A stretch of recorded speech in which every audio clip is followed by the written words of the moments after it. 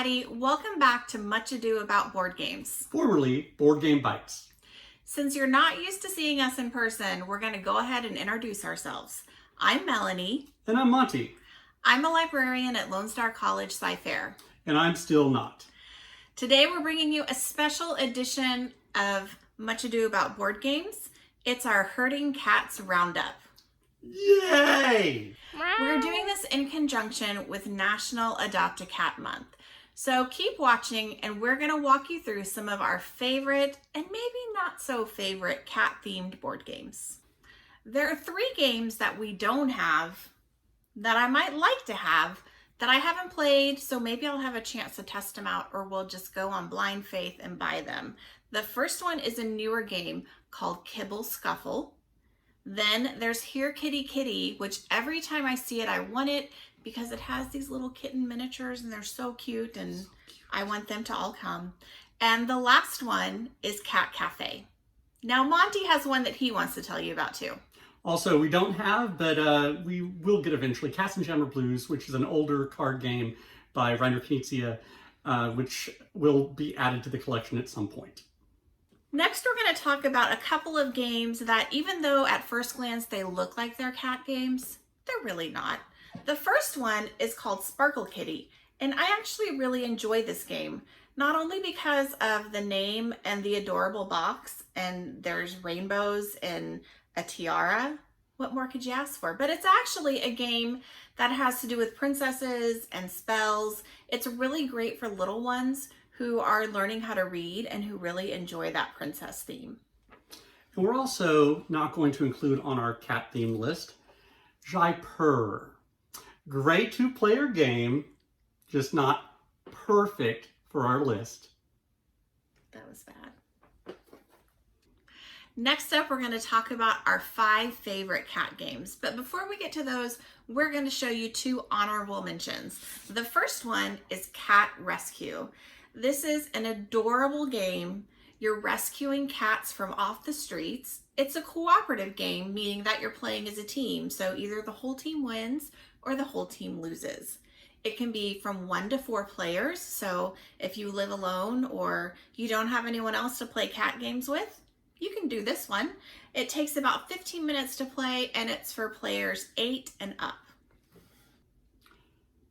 The last game that will be on our honorable mention list that will not be in our top 5 is the game You Gotta Be Kidding Me. You Gotta Be Kidding Me is a bluffing game for 2 to 10 players. It's fun, it's fast, but there are better games like this out there. There's Liar's Dice, Perudo, and Bluff. Good game, there's just better out there.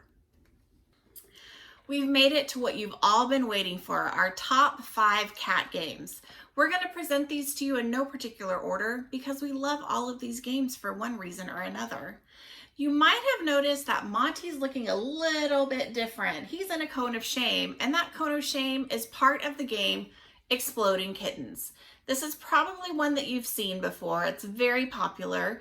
It started as a Kickstarter, and it's made by the people who do the oatmeal. So it's a lot of fun and really cute. We got ours off of Kickstarter, so our box has a little, when you open it, which is another thing I love about it, it's like Uno and Russian roulette with cats and lasers and telling the future. It's for ages 7 and up for 2 to 5 players. It takes about 2 minutes to learn and 15 minutes to play. Now you might be asking, how did that cone of shame fit in this little box? How did this cone of shame fit in that little box? I'm going to tell you. It's from an expansion called Imploding Kittens. They have several expansions to choose from. They just add extra fun and a different layer of gameplay. So if you haven't played Exploding Kittens, it's one that you should definitely check out. The next game in our top 5, in no particular order, is the wonderful game Felix, the Cat in the Sack. Now, Felix, the Cat in the Sack is a game by Friedman Fries, the German green-haired genius, and it is a bidding game for 3 to 5 players. It's hard to find a bidding game that's great for 3, and this is best with 3. Great bidding game where you're trying to bid for cards of high-scoring cats and stay away from those negative-scoring dogs, mean dogs. It plays 3 to 5 players, ages 8 and up, and it takes about 20 to 30 minutes. Great game. Unfortunately, you probably cannot find the game anymore that is actually called Felix, the Cat in the Sack. Nowadays, you will find this game under the name Felicity, the Cat in the Sack. Apparently, the people who own the rights to Felix the Cat didn't like the idea that they used Felix the Cat in the title. They won. It was changed to Felicity, the Cat in the Sack. Excellent game by Friedman Freeze. One of our top 5. Next up is one of my favorite, I think they're probably all my favorite, cat games called Kitty Paw. We saw this at a board game convention. When I saw the ears and I saw the eyes and the adorable kitty, I had to play this game. When we're at a board game convention, it's usually me and a bunch of dudes, and they're really nice and they play games like this with me. So part of this game, it's speed. You have to do it as fast as you can, and it's spatial recognition. So kind of like tanagrams, or you're putting things in a puzzle together exactly the right way. As soon as you finish and you have all of your cats stacked the right way, you have to yell out, "Kitty Paw!" So the best part of this game was sitting at a table with grown men as they were yelling, "Kitty Paw!" in the middle of a big ballroom. It's a lot of fun. So this game is for 1 to 4 players, ages 6 and up, and it takes about 20 to 30 minutes to play. Along with Kitty Paw, we have the game Cat Tower and Cat Box. All of these games have that same element of speed and the spatial recognition where you're racing other people to finish. All 3 of these games, we're going to go through an in-depth run-through as Adopt a Cat Month continues. The next game on our top 5 list, in no particular order, is the quite hefty, The Isle of Cats. If you say it real fast, it sounds like you're saying, "I love cats." So The Isle of Cats is a 1 to 4 player game. It is for ages 8 and up, and it takes about an hour to an hour and a half. Now, even though most of the games we have been talking about thus far have been pretty light and easy entry, easy to teach, this one is definitely a heavier game. It deals with card drafting, tile placement, resource management, so there's more going on. It does come with a family mode, which kind of strips out a lot of that, which does make it more accessible to new gamers, but there's a lot here if you want it, and there are expansions you can get for it, which add a 5th player. And so instead of 1 to 4, 1 to 5, and it comes with really nice chunky wooden pieces. This is a game we might cover later. This is The Isle of Cats. It's a game we're definitely going to cover later. You forgot to show them the inside of the box. Oh. The cool thing about Isle of Cats as well is that inside the box, it actually has a place for your cat to lay. It's an actual box for your cat to lay in while you're playing the game. So maybe we will try this out later with our cat.